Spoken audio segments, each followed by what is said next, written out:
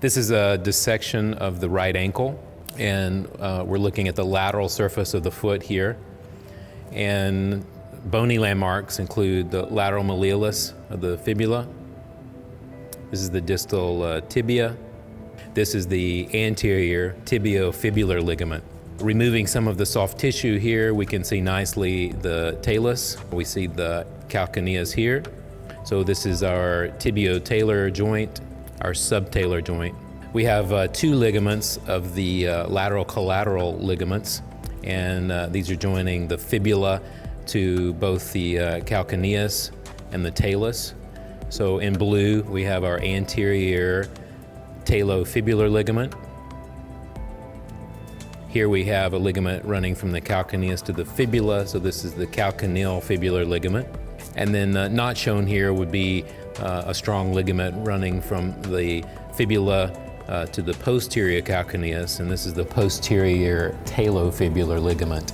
If we were going to place our fibularis longus and brevis tendons, they would travel here and just superficial to these structures en route to the lateral surface of the foot. And then most deeply, we have an interval here, and we see a strong ligament traveling between the talus and the calcaneus. It's seen in the depths and has a silver color. This is the interosseous talocalcaneal ligament.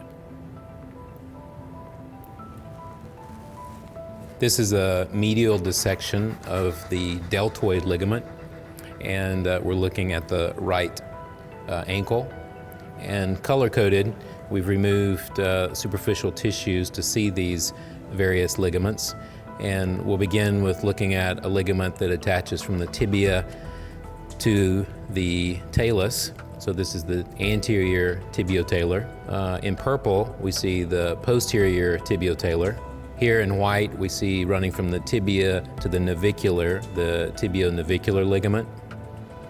And then from the tibia down to the sustentaculum tali of the calcaneus, we see the tibio-calcaneal ligament in yellow. And then lastly, not part of the deltoid ligament, which includes the four ligaments just mentioned, but a ligament that we see from this perspective is the sprain ligament in light blue. This is also called the plantar calcaneo-navicular ligament.